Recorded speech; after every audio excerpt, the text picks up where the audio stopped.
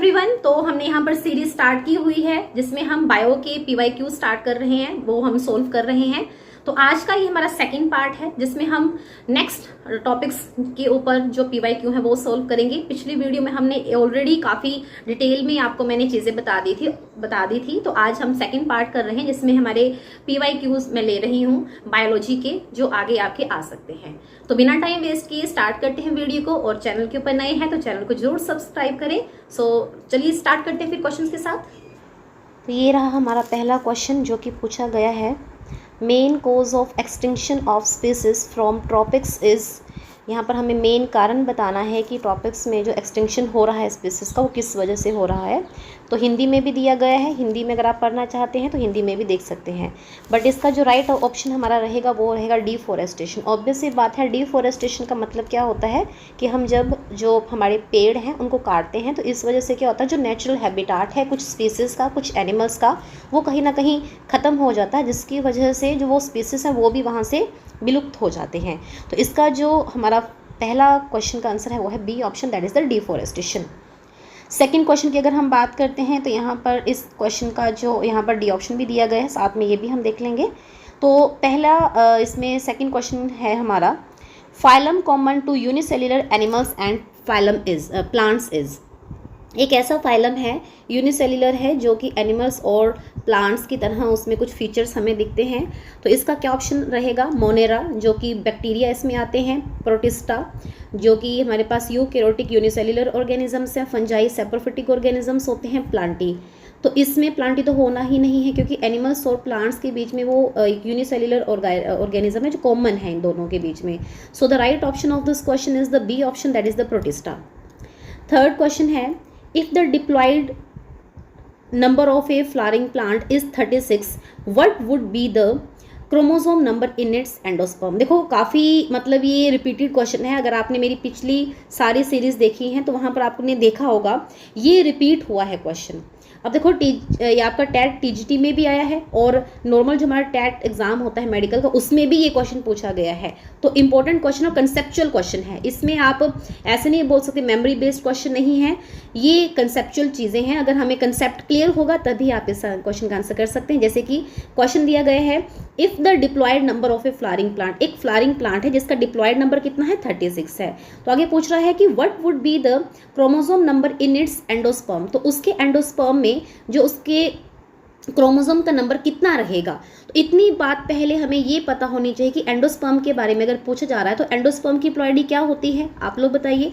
Endosperm की ploidy जो है वो 3n होती है, अब हमें पता है। बट फ्लावरिंग प्लांट जो डिप्लॉयड नंबर कितना दिया है 36 दिया गया है। तो इसमें अब हमें इसका आंसर कैसे निकालना है, काफ़ी ईजी है ये। जब हमें डिप्लॉयड नंबर पता है तो इसका डिप्लॉयड की हैप्लॉयड कितना होगा, 36 डिवाइडेड बाय 2 कितना आएगा, 18 आएगा। ठीक है, तो 18 हमारे पास आ गया। अब हमसे पूछा है एंडोस्पर्म का क्रोमोसोम नंबर, तो ये कैसे निकालेंगे, 18 × 3 करेंगे तो इज इक्वल टू आंसर हमारे पास क्या आ जाएगा, यहाँ पर 54 आ जाएगा। तो इस तरह से इसका जो राइट ऑप्शन है हमारा इस क्वेश्चन का, क्वेश्चन नंबर 3 का, that is the C option. फिर बात करते हैं, नेक्स्ट क्वेश्चन है हमारा, ये क्वेश्चन लिया गया है आपके क्लास +1 से, प्लांट किंगडम से। तो प्रोटीन रिच एल्गा इज। अब हमें ये बताना है एल्गा के अंदर प्रोटीन, कौन सी प्रोटीन सबसे ज़्यादा होती है। तो फर्स्ट ऑप्शन है प्रोटोसाइफोन, फिर है पोरोफायरिडियम, जिलेडियम एंड स्पिरुलिना। तो डी ऑप्शन इसका सही रहेगा, spirulina is the right option of this question. The largest antherozoids are found in. जो सबसे ज़्यादा आपको लार्जेस्ट एंथेरोजोइड्स हैं वो कौन से प्लांट में देखने को मिलते हैं। ऑप्शन है हमारे पास साइकस तो होगा नहीं, सेड्रस, एफेड्रा एंड पाइनस। तो इस क्वेश्चन का जो राइट आंसर है, क्वेश्चन नंबर हमारा जो 5th है, इसमें यही क्वेश्चन है, आंसर ए ऑप्शन है साइकस, क्योंकि पहले मैंने इसको इस तरह से देखा था बट इसमें पूछा लार्जेस्ट एंथेरोजोइड्स किस में हमें मिलते हैं, तो साइकस में ही मिलते हैं। 5th क्वेश्चन का आंसर जो है वो ए ऑप्शन सही रहेगा। क्वेश्चन नंबर 6th है, which of the following is an unicellular sac fungus. Unicellular sac fungus के बारे में बताना है, एस्परजिलस, पेंसिलियम, क्लेविसेप्स या फिर सेक्रोमाइसिस। तो क्वेश्चन नंबर 6 का जो आंसर है वो है हमारा सेक्रोमाइसिस, क्योंकि ये क्या है कि यूनिसेल्युलर सैक फंगस है। Meiosis takes place in. जो म्योसिस है वो हमें किस में देखने को मिलती है, कोनिडिया में मिलती है, गैम्यूल्स में मिलती है, मेगास्पोर में मिलती है या फिर मियोसाइट में मिलती है।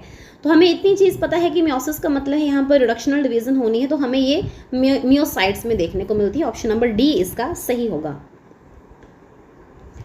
इसी तरह से नेक्स्ट क्वेश्चन दिया गया है, क्या दिया है नेक्स्ट क्वेश्चन देख सकते हैं। हाँ जी, तो इस क्वेश्चन में पूछा गया है, यहाँ पर दिया है टर्बेलेरियन are free living.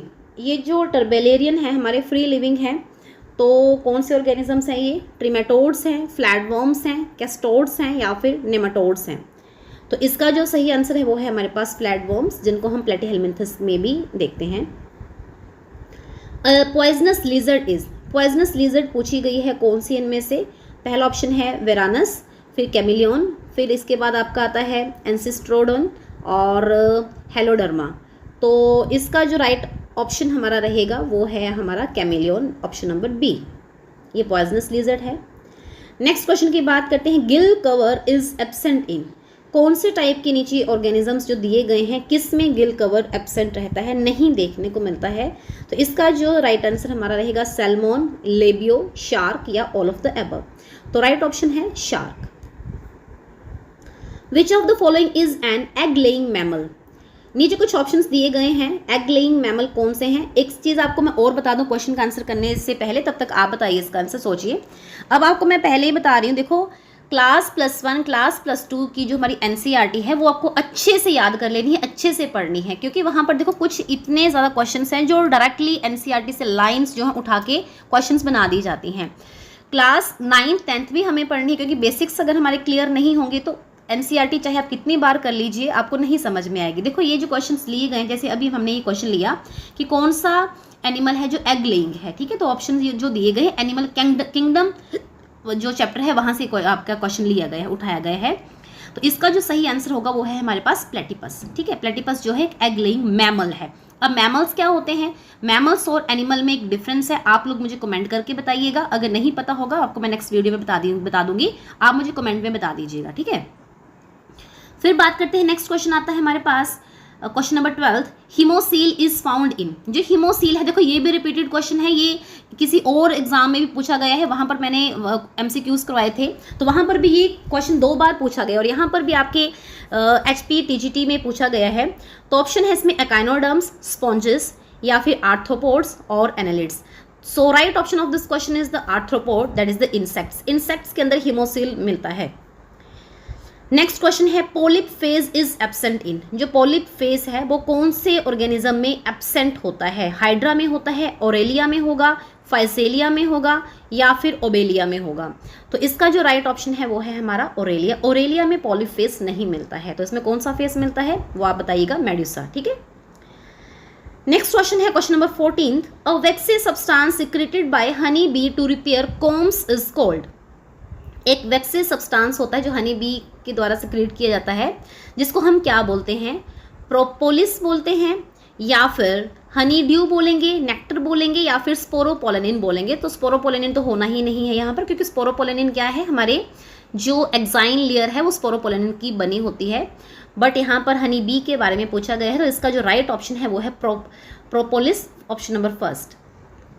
Next question आता है हमारा, tube feet are locomotory organs of. ये जो ट्यूब फीट हैं कौन से ऑर्गेनिज्म के लोकोमोटरी फीट हैं? अब देखो क्लास +1 का 60% वेटेज रहता है, 40% हमारे क्लास 12th का वेटेज रहता है, तो उस हिसाब से अपनी प्रिपरेशन को कीजिएगा। क्योंकि देखो ये क्वेश्चन जो है, अभी तक जितने क्वेश्चन आपको मैंने करवाए हैं 3 क्वेश्चन सिर्फ आपके एक चैप्टर से पूछे हैं, that is the plant kingdom, ठीक है। तो ट्यूब फीट जो है हमें कौन से ऑर्गेनिज्म में देखने को मिलते हैं? क्वेश्चन नंबर 5 जो है इसका सही आंसर होगा हमारा स्टारफिश। स्टारफिश में tube feet as a locomotory organs की तरह देखने को मिल सकते हैं हमें। क्वेश्चन नंबर 16 की बात करते हैं, तो विच of the following shows polymorphism? फाइजेलिया या फिर टिम्पेनोजोमा, टर्माइट या फिर ऑल ऑफ द अबव। तो हमें पॉलीमॉर्फिज्म कौन से टाइप के ऑर्गेनिज्म में मिलता है? तो वो है हमारा टर्माइट। टर्माइट जो है पॉलीमॉर्फिज्म शो करता है। In which phylum the body is segmented. नीचे कुछ ऑप्शंस दिए गए हैं। चौथा क्वेश्चन आ गया है हमारे, देख लीजिए आप, आपके सामने लाइव मैं बता रही हूँ आपको जो एनिमल किंगडम है कितना उसका वेटेज है। चौथा क्वेश्चन आ गया उस चैप्टर से अभी ये। तो यहाँ पर ये बताया है कि इसमें सेगमेंटेड बॉडी किसकी होती है, पोरीफेरा की होगी? नहीं जी, पोरीफेरा की तो नहीं होती है, क्योंकि वो आपका सेल्युलर ऑर्गेनिज्म है जिसमें स्पॉन्जेस वगैरह मिलती हैं, सिलेंट्रेटा है, एनेलिडा है या फिर मोलस्का है। तो नो डाउट इसका जो सही आंसर है वो है हमारे पास एनेलिडा, क्योंकि एनेलिडा वर्ड जो है एन्युलस से लिया गया है और एन्युलस का मतलब होता है रिंग्स। तो रिंग्स यानी कि इस तरह से वहाँ पर आपको कुछ सेगमेंट्स मिलते हैं इनकी पूरी बॉडी के ऊपर, तो इसीलिए इसकी पूरी बॉडी को इन मेंबर्स को हम एनेलिडा के नाम से जानते हैं, ठीक है। देन बात करते हैं next question, question number 18th question में क्या पूछा गया है, which of the following is N oviparous mammal. अब ओविपेरस क्या होते हैं? ओविपेरस वो मैमल्स होते हैं जो एग ले करते हैं, यानी कि वो अपने जैसे न्यू यंग वंस को प्रोड्यूस नहीं करते। मैमल्स का मतलब क्या होता है? वो सारे ऑर्गेनिज्म जिनके शरीर पर आपको हेयर्स मिलेंगे, एक चीज़। दूसरी बात, उनकी फीमेल बॉडी में मेमोरी ग्लैंड्स मिलते हैं, दूसरी बात हो गई। तीसरी बात, उनके एक्सटर्नल पिन्ना मिलेंगे आपको, यानी कि उनके जो कान होते हैं वो बाहर की तरफ होते हैं। तो वो सारे ऑर्गेनिज्म जिनमें ये 3 चीज़ें आपको मिल जाएं वो हमारे मैमल्स में पूछी जाती हैं, मैमल्स के अंदर आती हैं। तो हमें ओविपेरस मैमल के बारे में बताना है, तो इसमें जो ऑप्शन है हमारे पास ब्लेनोप्टेरा, इसके बाद आता है डेलिफिनस, फिर टेरोपस, इसके अलावा आता है ऑर्निथोराइनस। तो इसका जो सही ऑप्शन है वो डी ऑप्शन ही है, जो कि ओविपेरस मैमल है। Which of the following is a flightless bird. काफ़ी इजी क्वेश्चन है। अब देखो यहाँ पर इजी तो है, बट यहाँ पर आपको इनके साइंटिफिक नेम दिए गए हैं, तो अब आप पहचानिए कौन सा होगा। पहला है कोलंबा, जो कि कबूतर को बोला जाता है, फिर नियोफ्रॉन, स्ट्रूथियो और कॉर्वस। तो इसका जो सही ऑप्शन है, अगर आपको इनके साइंटिफिक नेम पता है तो आप काफ़ी इजीली इस क्वेश्चन को टैकल कर सकते हो। That is the Struthio. Struthio जो है वो का ऑस्ट्रिच का नाम है, ठीक है। ये फ्लाइटलेस बर्ड है। क्वेश्चन नंबर 20 की अगर बात करते हैं तो replum is present in the ovary of flower of. जो रेप्लम है कौन से फ्लावर की ओवरी में मिलता है? मस्टर्ड, लेमन, पी या फिर सनफ्लावर। तो क्वेश्चन नंबर 20 का आंसर हमारा है A option, that is the mustard. Mustard में हमें रेप्लम मिलता है। पेरिडर्म, क्वेश्चन नंबर 21 का क्वेश्चन है, periderm is formed by. Periderm किससे मिलकर बनती है? फेलम, फेलोडर्म, फेलोजन या फिर ऑल ऑफ द अबव। तो जो पेरिडर्म है वो है फेलोजन से ही बनती है। क्वेश्चन नंबर 22 की बात करते हैं, एपिब्लेमा इज करेक्टरिस्टिक्स ऑफ। ये जो एपिब्लेमा है किसका करेक्टरिस्टिक फीचर है? मोनोकोट रूट का है, डाइकोट रूट का है, डाइकोट स्टेम का है या मोनोकोट स्टेम का है। तो एपिब्लेमा जो है ये हमें मोनोकोट रूट का एक फीचर है। एपिब्लेमा जो है मोनोकोट रूट यानी कि उनकी एपिडर्मिस को बोला जाता है epiblema. Jute fibres are obtain from. ये जो जूट फाइबर्स होती हैं किससे मिलती हैं? जाइलम से मिलती हैं, एंडोडर्मिस से मिलती हैं या पिथ या फिर सेकेंडरी फ्लोएम। ये भी रिपीटेड क्वेश्चन है, 5-6 बार ये क्वेश्चन पूछा जा चुका है। बिल्कुल बेसिक क्वेश्चन होते हैं। देखो होता क्या है, हम ये नहीं बोल सकते कि जो एग्ज़ाम का लेवल है बिल्कुल इजी आता है, या हम ये भी नहीं बोल सकते कि एग्ज़ाम का लेवल काफ़ी हाई आता है, या ये भी नहीं बोल सकते कि मॉडरेट लेवल का आता है। नहीं, तीनों तरह का लेवल जो है एग्जामिनर किसी भी एग्ज़ाम में रखता है, क्योंकि देखो हर तरह का बच्चा एग्जाम देने बैठता है, तो हर बच्चा एटलीस्ट कुछ क्वेश्चंस वहाँ पर सोल्व कर सके, उस तरह से वहाँ पे क्वेश्चन बनाए जाते हैं। वो बात अलग है, जिनकी तैयारी अच्छी होती है वो हर तरह का क्वेश्चन सोल्व कर देता, तो आपको भी वैसा ही करना है। जूट फाइबर्स जो है हमें किससे मिलती हैं? ये हमें मिलती हैं सेकेंडरी फ्लोएम से, इसी का पार्ट रहता है। Mast cell secrete. Mast cell क्या सिक्रीट करते हैं? ये हमारा क्वेश्चन है सर्कुलेशन वाला जो चैप्टर है हमारा, digestion, circulation, body fluids and circulation. Heparin, myoglobin, histamine और हीमोग्लोबिन। तो मास्ट सेल जो हैं हमारे ये किसको सिक्रीट करते हैं? ये हेपरिन को सिक्रीट करते हैं। Compound eyes are found in. ये क्वेश्चन भी क्लास 11 से लिया गया है। कंपाउंड आइज हमें किस में मिलती हैं? काफ़ी ये रिपीट क्वेश्चन होता है, बट इसके अलग अलग कंसेप्ट के हिसाब से होता है। तो इसका जो सही आंसर है हमारा वो है कॉकरोच। कॉकरोच में कंपाउंड आइज होती हैं, राउंड वर्म में नहीं होती हैं, अर्थवर्म में नहीं होंगी, फ्रॉग में नहीं होंगी। अच्छा, एक और चीज़ आपने मुझे ये भी बताना है कि ये कंपाउंड आइज का मतलब क्या है। आप कमेंट में इसका आंसर लिख सकते हैं कि देखो मैं जो आपको चीज़ें पूछ रही हूँ इसका मतलब है कि उनका वेटेज ज़्यादा है, वो इंपॉर्टेंट चीज़ें हैं। तो आप कोशिश कीजिए उनको सर्च करके कमेंट में लिखिए, क्योंकि देखो जब हम कोई भी चीज़ किसी को बताते हैं, किसी को सिखाते हैं, तो वो लॉन्ग टर्म के लिए हमारी मेमोरी में रहती है। ठीक है, तो आप इसका आंसर मुझे जरूर बताइएगा।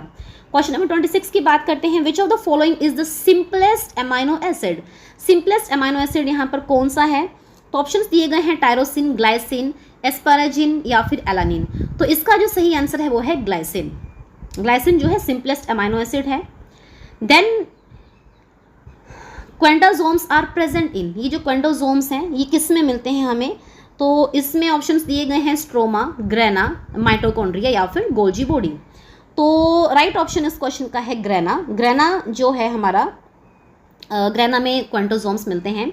अ cell swells up when kept in, कोई भी सेल जो है कब स्वेलअप होता है, जब हम इसे किस टाइप के सॉल्यूशन में रखते हैं। अब देखो यहाँ पर क्वेश्चन बोला है कि कोई सेल है वो स्वेलअप होगा, कंडीशन यहाँ पर दी गई है, ऐसे आप इसको नहीं कर सकते। मान लीजिए ये हमारे पास कोई कंटेनर है, इसमें मान लो सॉल्यूशन रखा है, इस सॉल्यूशन के अंदर एक छोटा सा सेल हमने रखा हुआ है। अब क्वेश्चन ये बोल रहा है कि a cell swell up up when kept in, ये जो सेल है ये कब स्वेलअप होगा, कब फूल जाती है ये कोशिका, किस टाइप के इसको सॉल्यूशन में रखा जाता है। तो क्या हाइपोटोनिक सॉल्यूशन होगा या हाइपरटोनिक होगा या आइसोटोनिक होगा या फिर नन ऑफ द अबव होगा। तीनों टर्म्स आपको आनी चाहिए, हाइपोटोनिक क्या है, आइसोटोनिक क्या है, हाइपरटोनिक क्या है। आइसोटोनिक का मतलब है, आइसो मतलब सेम, टोनिक मतलब जो आपके पास सॉल्यूशन की अंदर ओस्मोसिटी है, जो टोनिसिटी है वो दोनों में सेम होगी। दोनों में मतलब मान लीजिए ए है आपका सॉल्यूशन, ये बी है हमारा अंदर का सेल, ए में भी जो टोनिसिटी है वो सेम होगी, उतनी ही आपके सेल के अंदर होगी। लेकिन हाइपोटोनिसिटी का मतलब क्या हुआ, हाइपो का मतलब है कम, यानी कि जो आपकी टोनिसिटी है वो इस सॉल्यूशन में कम होगी, ठीक है, लेकिन किसमें ज्यादा होगी, हमारे सेल में ज्यादा होगी। अब सेल कब स्वेलअप करेगा, क्योंकि देखो इसमें टोनिसिटी आपकी कम है, सॉल्यूशन में टोनिसिटी कम है बट इसमें ज्यादा है। ज्यादा होने का मतलब क्या हुआ, मान लीजिए इसमें आपके सोल्यूट का नंबर ए वाले में, बाहर वाले में सोल्यूट का नंबर आपका कितना है, 25 है, मान लीजिए 25 मॉलिक्यूल है यहाँ पर। बट अगर बी सेल की मैं बात करती हूँ तो यहाँ पर मान लीजिए टोनिसिटी कितनी है आपकी, 50 मॉलिक्यूल्स हैं। अब आप खुद देख के बताइए कि किसमें ज़्यादा आपको सोल्यूट्स मिल रहे हैं, सोल्यूट आपको सेल में मिल रहे हैं या सॉल्यूशन में मिल रहे हैं। तो जो सोल्यूट्स हैं हमें इस सेल में ज़्यादा मिल रहे हैं और इसमें कम मिल रहे हैं, तो ऑब्वियस ही बात है। अब इसमें सोल्यूट ज़्यादा हैं तो इसमें क्या होगा, सॉल्वेंट की क्वांटिटी कितनी होगी, ज़्यादा या कम होगी, कम होगी, ऑब्वियस ही बात है। क्योंकि देखो सोल्वेंट सोल्यूट की कहानी बनती है, जब भी सोल्यूट किसी जगह पे ज्यादा होता है वो पानी की डिमांड करता है। तो वैसा ही कुछ इस क्वेश्चन में कंडीशन दी गई है कि सेल हमारा स्वेलअप क्यों हुआ, क्योंकि यहाँ पर सोल्यूट की मात्रा ज्यादा है। सोल्यूट की मात्रा ज्यादा है तो बाहर से पानी अंदर आएगा, क्योंकि बाहर क्या है, सोल्यूट कम है, सोल्यूट बाहर कम है तो पानी बाहर ज्यादा है, तो बाहर से पानी अंदर आएगा जिसकी वजह से सेल जो है आपका स्वेलअप हो जाएगा। तो इस तरह से इस क्वेश्चन का जो हमारा राइट आंसर है वो है हाइपोटोनिक सॉल्यूशन।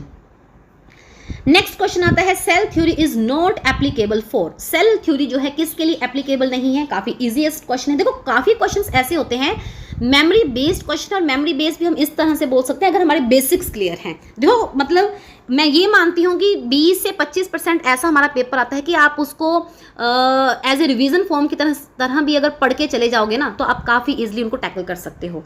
जैसे सेल थ्योरी कौन से टाइप के मॉलिक्यूल के लिए नहीं एप्लीकेबल होगी, क्योंकि देखो हमने देखा था सेल थ्योरी जो है आपकी 5 किंगडम क्लासिफिकेशन जो दी गई है उनमें होती है एप्लीकेबल। जैसे मोनेरा हो गया हमारा, प्रोटिस्टा, फंजाई, प्लांटी, एनिमिलिया। तो बैक्टीरिया भी दिया है, फंगस भी दिया है, एल्गी भी दिया है। लास्ट ऑप्शन है वायरस। तो वायरस एक ऑर्गेनिज्म नहीं है।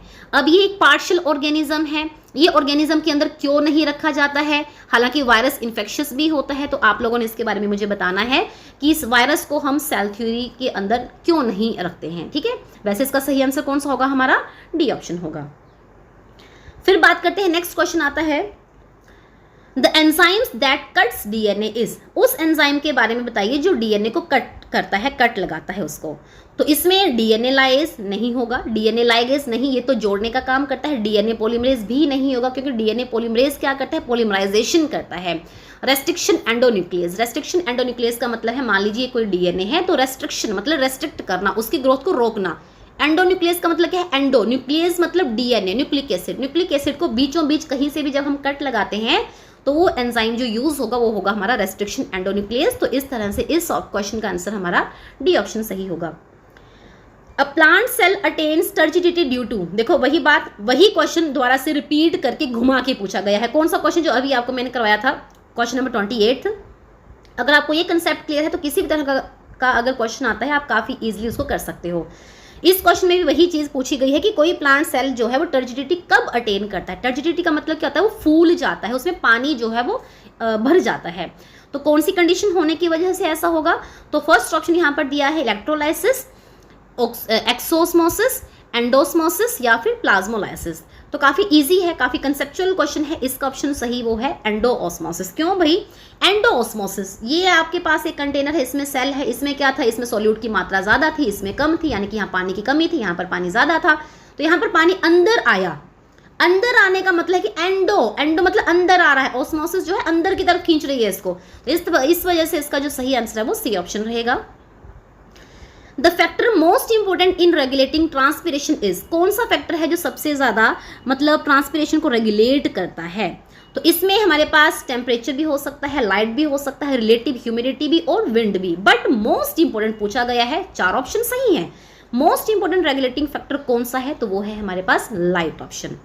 एक और चीज साथ में आपको मैं ये बता रही हूँ, ये देखो हम साथ के साथ PYQ भी कर रहे हैं। अब साथ के साथ आपको मैं हर एक चैप्टर के क्वेश्चंस भी यहाँ पर डिस्कस कराऊंगी, मोस्ट इंपोर्टेंट क्वेश्चंस भी हम यहाँ पर डिस्कस करेंगे जो आपके एग्जाम में आने की आगे संभावना है। या इसके अलावा अगर आप किसी टॉपिक के ऊपर वीडियो चाहते हो तो वो भी आपको मैं फुल फ्लैज नोट्स के थ्रू भी प्रोवाइड करवा दूंगी। अगर किसी को नोट्स चाहिए हो तो वो भी आप बता सकते हैं, ठीक है। तो आगे चलते हैं, बी ऑप्शन इसका राइट ऑप्शन है।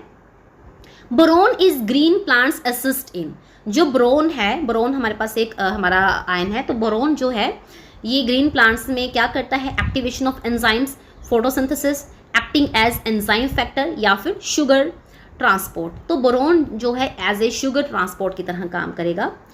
देन बात करते हैं डी नाइट्रिफिकेशन, क्वेश्चन नंबर 34 की बात कर रहे हैं। डी नाइट्रिफिकेशन जो है किसके द्वारा किया जाता है, तो ऑप्शंस यहाँ पर दिए गए हैं, स्यूडोमोनास, नाइट्रोबैक्टर, नाइट्रोजोमोनास और नाइट्रोकोकस। तो एक चीज आप ध्यान से अगर देखो, अगर आप पूरे PYQs लगा रहे हो, मोस्ट इंपोर्टेंट टॉपिक सीरीज आपने पकड़ी हुई है, तो आपको एटलीस्ट ये आइडिया हो जाएगा कि कौन से टॉपिक्स आपको छोड़ने नहीं है। क्योंकि देखो एग्जाम के लिए हर बच्चा तैयारी करेगा, हार्ड वर्क हम सभी को करना है, बट स्मार्ट स्ट्रेटेजी के थ्रू करना है। क्योंकि स्मार्ट स्ट्रेटेजी का मतलब है कि जो आपको पता है कि कहाँ से क्वेश्चन हमेशा पूछे जाते हैं। अब ये क्वेश्चन भी 3 से या 4 बार पूछा गया और घुमा फिरा के पूछा जाता है। इसका जो सही आंसर है वो है स्यूडोमोनास। स्यूडोमोनास के थ्रू डेंट्रिफिकेशन की जाती है, डीनाइट्रिफिकेशन की जाती है। फिर इसके बाद बात करते हैं, नेक्स्ट क्वेश्चन आता है हमारे पास, Kranz anatomy is observed in. Kranz anatomy हमें कौन से टाइप के प्लांट्स में मिलती है, C2 प्लांट्स में मिलती है, C3 प्लांट्स में मिलती है, या C4 प्लांट्स में मिलती है, या फिर कैम प्लांट्स में मिलती है।